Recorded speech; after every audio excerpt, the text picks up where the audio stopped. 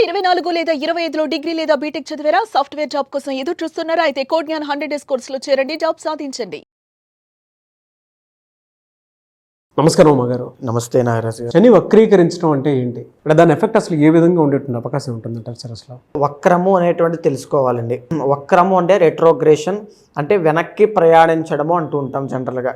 కానీ నిజానికి సౌర కుటుంబంలో కానీ ఖగోళంలో కానీ శని ఎప్పుడు కూడా వెనక్కి ట్రావెల్ అవుతున్నట్టుగా ఎక్కడ కనిపించరు.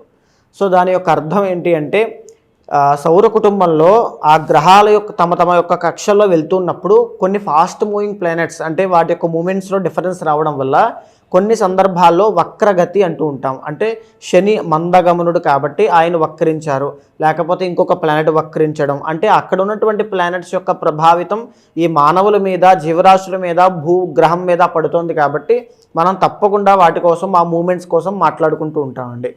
సో ఈ యొక్క శని వక్రము అనేటువంటిది 18వ తారీఖు జూలై దగ్గర నుంచి ప్రారంభమయ్యి 27వ తారీఖు నవంబర్ దాకా కంటిన్యూ అవుతుంది. అంటే సుమారుగా 140 రోజుల పాటు, అంటే 4.5 మాసాల వరకు ఇది కంటిన్యూ అవుతుంది.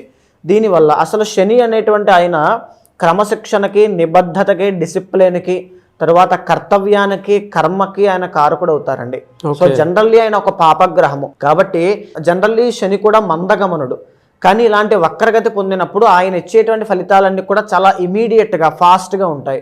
తర్వాత మంచి శుభ ఫలితాలు ఇచ్చేటువంటి అవకాశాలు ఎక్కువగా ఉంటాయి. సో బేస్డ్ ఆన్ ఆ యొక్క ప్లేస్మెంట్స్ బట్టి వారికి శుభ ఫలితాలు ఉంటాయా, అశుభ ఫలితాలు ఉంటాయా అనేటువంటిది డిసైడ్ అవుతుంది. సో శని అనేటువంటి ఆయనకి జనరల్లీ 3 దృష్టులు అనేటువంటి ఉంటాయండి. అంటే దృష్టి అంటే వీక్షణ. సో ఇక్కడ 3వ స్థానం మీద, 7వ స్థానం మీద, 10వ స్థానం మీద గ్రహం యొక్క వీక్షణ పడుతూ ఉంటుంది. శనిగ్రహం యొక్క సంచారము ప్రస్తుతము మీనరాశిలో సంచారం చేసేటువంటి శనిగ్రహం యొక్క దృష్టి 3వ స్థానమైనటువంటి వృషభం మీద, 7వ స్థానమైనటువంటి కన్యా రాశి మీద, 10వ స్థానమైనటువంటి ధనస్సు రాశి మీద ప్రభావితం అయ్యేటువంటి అవకాశాలు ఉంటాయండి. ఎలా సార్? అంటే ఈ వక్రీకరించడం వల్ల విద్య, ఉద్యోగం, వ్యాపారం, ఆర్థికంలో ఏదైనా చేంజెస్ జరిగేటువంటి అవకాశం ఉంటుందంటే? సో ప్రస్తుతం మీనరాశిలో శని వక్రించడము, పూర్వాభాద్ర, ఉత్తరాభాద్ర నక్షత్రాల మీద సంచారం చేస్తూ వక్రించడం వల్ల కుంభరాశిలో శని కలిగి ఉంటే కనుక, ఆక్యుపై చేస్తే కనుక ఎలాంటి ఫలితాలు ఉంటాయో అలాంటి ఫలితాలు కూడా యాడ్ అవుతాయండి. అంటే ఫైనాన్షియల్గా కావచ్చు, వైవాహిక జీవితంలో కావచ్చు, ఆరోగ్యపరంగా కావచ్చు, అష్టమ శని యొక్క ప్రభావం మారడం కావచ్చు, ఇలాంటివన్నీ కూడా ప్రేమ వ్యవహారాల్లో విజయం పొందడం కావచ్చు. ఈ 4 మాసాల్లో కొంతమందికి అదృష్టం అయితే కొంతమందికి దురదృష్టం అవుతుందండి తప్పనిసరిగా. సో ప్రతి ఒక్కరూ కూడా ఈ శనికి సంబంధించినటువంటి జాగ్రత్తలు తప్పనిసరిగా ఆచరించాలి. మీరు చెప్పిన దాని ప్రకారం అండి, తులారాశి వారికి అంటే ఈ శని వక్రీకరణ ఎఫెక్ట్ ఏ విధంగా ఉండేటువంటి అవకాశం ఉంది? తప్పకుండా నాగరాజు గారు. శని అనేటువంటి గ్రహము తులారాశి వాళ్ళకి 6వ స్థానంలో వక్రించడం అనేటువంటిది జరుగుతోంది 4 మాసాలు. 18వ తారీఖు జూలై దగ్గర నుంచి 27వ తారీఖు నవంబర్ దాకా శని వక్రించడం అనేటువంటిది 6వ స్థానంలో జరగడం మూలాన తులారాశి వాళ్ళకి ఇప్పటి వరకు ఉన్నటువంటి ఆరోగ్య సమస్యల విషయంలో ఒక తెలియనటువంటి గొప్ప మార్పు అనేటువంటిది రావడం కానీ, వాళ్ళ యొక్క నిత్య జీవన విధానంలో మార్పులు చేర్పులు చేసుకోవడం, లేకపోతే ఆరోగ్య అలవాట్లు మార్చుకోవడం, ఆహార అలవాట్లు సరిదిద్దుకోవడం, ఒక క్రమశిక్షణ అయినటువంటి జీవితాన్ని ఇక్కడి నుంచి అలవాటు చేసుకోవడం, తెలియనటువంటి గొప్పదైనటువంటి డెడికేషన్తో పనిచేయడం లాంటివి ఇక్కడి నుంచి కనబడతాయండి. ఇదే కాకుండా శత్రువుల మీద ఆధిక్యత అనేటువంటిది ప్రదర్శించడం కావచ్చు, కోపాన్ని కంట్రోల్ చేసుకుంటూ నిబద్ధత కలిగినటువంటి జీవితంగా ఆధారపడి జీవితం మీద ఒక పట్టుని సంపాదించడం లాంటివి తులారాశి వాళ్ళకి ఇక్కడి నుంచి కనబడుతూ ఉన్నాయి. ఇదే కాకుండా వీళ్ళకి అప్పులు, రుణ బాధల విషయంలో కూడా వీళ్ళకి తెలియనటువంటి ఒక ఉపశమనము, ఏదైనా ఉన్నటువంటి అప్పులన్నీ తీరిపోవడం, వీళ్ళు ఏదైనా ఒక లోన్ కానీ, ఈఎంఐ కానీ, ఒక లోన్ కోసం కానీ దేనికోసం ప్రయత్నం చేస్తుంటే అవన్నీ కూడా ఓకే అవ్వడం, సిద్ధించడం, సో డబ్బులు రావడం, ఉన్నటువంటి అప్పులన్నింటినీ కూడా తీర్చేయడం, ఇలాంటి యోగాలు వీళ్ళకి ఇక్కడి నుంచి 4 మాసాలు కనబడుతున్నాయని చెప్పుకోవచ్చండి. అయితే తులారాశి వాళ్ళకి 6, 12, 8వ స్థానం మీద ఇక్కడ ప్రభావితం అవ్వడం వల్ల ఖచ్చితంగా లీగల్ లిటిగేషన్స్ కావచ్చు, తెలియనటువంటి అంటే లీగల్ డాక్యుమెంట్స్ విషయంలో ఇన్కమ్ ట్యాక్స్ రైట్స్ కానీ, జిఎస్టీ ప్రాబ్లమ్స్ కానీ, పనిష్మెంట్స్ కానీ, ఫైన్స్ కానీ, ట్యాక్సెస్ కానీ, ఇలాంటి విషయాల్లో చాలా కేర్ఫుల్గా ఉండాలి. తర్వాత ఇంకోటి ఏంటి అంటే దీర్ఘకాలిక ఆరోగ్య సమస్యలు ఉన్న వాళ్ళైతే ఇంకా జాగ్రత్తగా ఉండాలి. వీళ్ళకి ఎంత ఆరోగ్యం విషయంలో మెరుగుపడే అవకాశం ఉన్నా వీళ్ళు కోరి తెచ్చుకునేటువంటి పరిస్థితులు రాకూడదు. బికాజ్ 12వ స్థానం మీద కూడా పడుతోంది కాబట్టి శని యొక్క దృష్టి ఈ యొక్క తెలియకుండా చాప కింద నీరులాగా వచ్చేటువంటి ఆరోగ్య సమస్యలు అనేటువంటి నరములకి సంబంధించినవి, ఈఎన్టీ ప్రాబ్లమ్స్, చిన్న చిన్న బంధువుల దగ్గర నుంచి వైరము, ఇలాంటివన్నీ కూడా ఎక్కువయ్యే అవకాశం ఉంటుంది. ఇదే కాకుండా అండి 8వ స్థానం మీద శని యొక్క దృష్టి అనేటువంటిది పడడం వల్ల ప్రాణ అపాయ స్థితిలో ఉన్నటువంటి ఎవరైతే ఈ యొక్క తులారాశి వాళ్ళు ఉంటారో వాళ్ళందరికీ కూడా ఆ స్థితి నుంచి బయటికి రావడం, ఆరోగ్య సమస్యలు చక్కబడడం, ఆయుష్ అనేటువంటిది పెరగడం, ఇలాంటివి కూడా కనబడతాయి.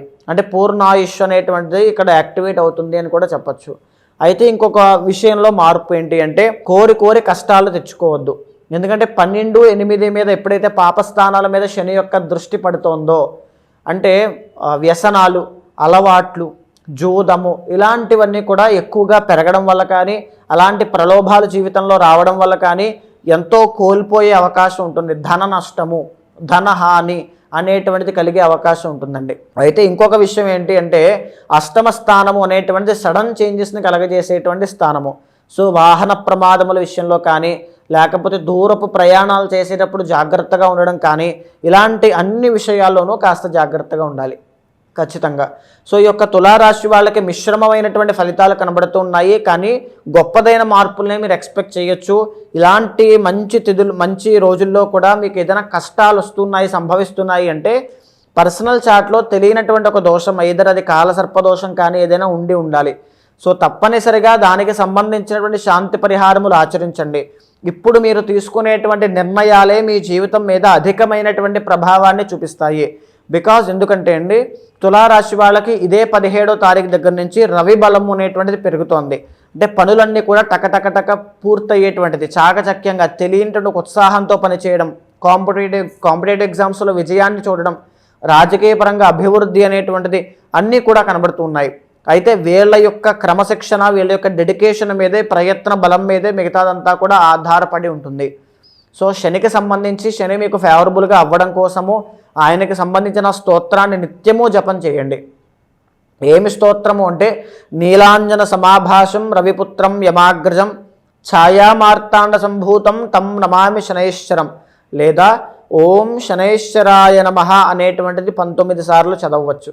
డైలీ చదవడం, ప్రతి శనివారం శని నవగ్రహాల చుట్టూ ప్రదక్షిణ చేయడం లాంటివి గొప్పదైనటువంటి మార్పులు మీ జీవితంలో తీసుకొస్తాయి. Anyways thank you so much Uma garu. చాలామంది గోచార రీత్యా కనుక మనం చూసుకుంటే ఇన్ని ప్రాబ్లమ్స్ ఉన్నాయని మీరు చెప్తూ ఉన్నారు. అంటే సమస్యలు ఉన్నాయి, కొన్ని బాగున్నాయి, కొన్ని బాగాలేవు. పర్సనల్ చార్ట్ కూడా చాలా ఇంపార్టెంట్. దాని ప్రకారమే వాళ్ళకి విద్య, ఉద్యోగం, వ్యాపారం, ఆర్థికం లాంటి విషయాలు ఏ విధంగా ఉందో ఖచ్చితంగా తెలుసుకోవాలనుకుంటారు. అటువంటి వాళ్ళు మిమ్మల్ని అప్రోచ్ అవ్వాలంటే ప్రాసెస్ ఏంటి? ఇప్పుడు మనం మాట్లాడుకునేటువంటి ప్రతి అంశము కూడా గోచారానికి సంబంధించినటువంటి అంశం అండి. ఈ గోచారం అనేటువంటి మనిషి యొక్క జీవితం మీద 40% మాత్రమే ప్రభావితం అవుతుంది. మిగిలిన 60% వారి యొక్క జన్మ కుండలి మీద ఆధారపడి ఉంటుంది, పర్సనల్ చార్ట్ అంటూ ఉంటాము. సో అక్కడ ఏదైతే చాలామందికి ఏదైనా సరే బాగా బ్రతకాలి, ఇంకా బాగా బ్రతకాలి, ఫ్యామిలీ బాగుండాలి, నేను బాగుండాలి, ఆరోగ్య సమస్యలు ఉండకూడదు, ఇవే ఉంటాయి. సో కానీ మనం పూర్వజన్మలో చేసుకున్నటువంటి కర్మ వల్ల కొన్ని దోషాలు మనం వెంట పెట్టుకుని రావడం వల్ల, ఆయా టైం పీరియడ్లో మనం సరైనటువంటి జాగ్రత్తలు తీసుకోకపోవడం వల్ల, మనం ఈ సరైనటువంటి నిర్ణయాలు తీసుకోకపోవడం వల్ల ఒక రాంగ్ పాత్లోకి వెళ్ళడం వల్ల చాలా ఇబ్బంది పడుతూ ఉంటాం. అయితే అలాంటి వాళ్ళు ఎవరైనా ఉంటే, అంటే ఏ సమస్యకైనా దానికి మూల కారణం ఒక కర్మ ఉంటుందండి. అది దేని వల్ల వచ్చింది ఆ కర్మ అనేటువంటిది మన పర్సనల్ చార్ట్లో ఖచ్చితంగా మనకి తెలుస్తుంది. అలాంటి వాళ్ళు ఎవరైనా ఉంటే మీకు కింద కనిపించే నెంబర్కి కాల్ చేస్తే మా వాళ్ళు మీకు పూర్తి వివరాలు అందిస్తారు. సో మీ గోచారాన్ని, మీ పర్సనల్ చార్ట్ని సమన్వయం చేస్తూ ఏదైతే మీ సమస్య ఉందో, లేదా మీరు దేనికోసం అయితే తాపత్రయపడుతున్నారో అది దక్కుతుందా లేదా అనేటువంటి సమస్యని కానీ, ఏదైనా దోషం ఉంటే శాంతి పరిహారములు మీతో ఆచరింపచేసి భగవత్ అనుగ్రహం కలిగేలా చేస్తాను. డెఫినెట్గా అండి. థ్యాంక్ యూ సో మచ్ అమ్మా గారు. నమస్తే అండి. చూసారు కదండి ఈ వీడియోపై మీ అభిప్రాయాన్ని కమెంట్ బాక్స్లో పోస్ట్ చేయండి. ముఖ్యంగా మీరు కనుక ఏదైనా సరే త్రూ వేదిక్ ఆస్ట్రాలజీ ఉమా గారిని సంప్రదించాలి అనుకుంటే, విద్య, ఉద్యోగం, వ్యాపారం, ఆర్థికం లాంటి విషయాల్లో వెంటనే స్క్రీన్ మీద కనిపిస్తున్నటువంటి ఉమా గారి contact number call or message WhatsApp చేసి అపాయింట్మెంట్ బుక్ చేసుకోండి. ఈ వీడియో లైక్ చేయండి, షేర్ మాత్రం తప్పకుండా చేయండి. ఇలాంటి మరిన్ని వీడియోస్ కోసం మా ఛానల్ ఫాలో అవ్వండి. Thank you.